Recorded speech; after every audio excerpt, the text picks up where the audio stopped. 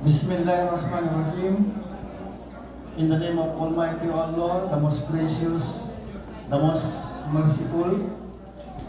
Una sa lahat ay ako'y nagpapasalamat na itong araw na ito ay napakalaking okasyon at napakahalaga na tayo ay binigyan ng pahintulot ni Allah Subhanahu wa Ta'ala na nandito po tayo lahat from Iloilo, Datopian,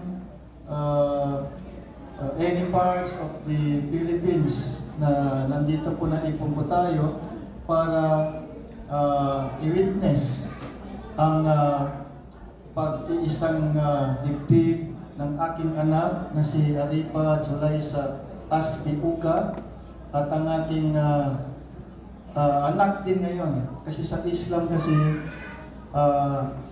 ang aking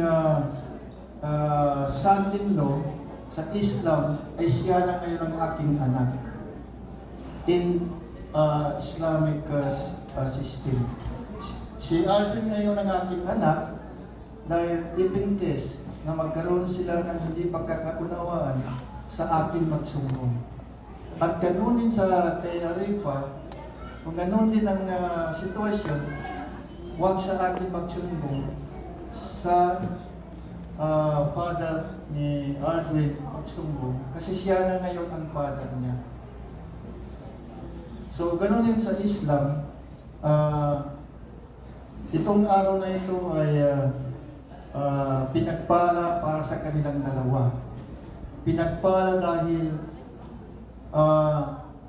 una-una ay nakita natin yung kanilang tunay na pagmamahalan at kaninang umaga ay binigyan tayo ng pahintulot na doon sila makasal sa pinakamalaking mosque sa Cotabato City or even in Mindanao, the Grand Mosque. So, ang kasal nila kanina ay hindi lang kami ang naging witness, kundi ang witness ay nag-iisa lamang na siya ang tagapaglikha na walang iba kundi ang ating Allah Subhanahu wa Ta'ala, ang ating Poong May Kapal, na siya ang nag-witness na nag-iisang dibdib si Aripa at saka si Aldwin sa harapan mismo ng ating mosque.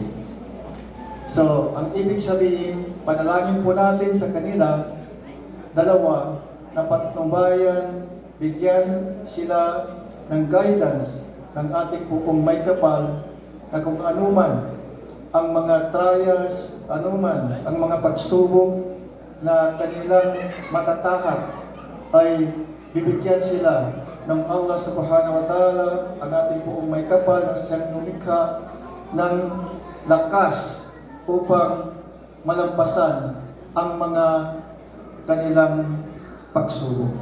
So sa inyo dalawa, God's will, inshallah, ang inyong pagmamahalan ay mula dito sa mundo at hanggang sa Day of Judgment, inshallah. So congratulations, Barakallah, congratulations, and happy wedding. Thank you very much. Maraming salamat. Thank you so much.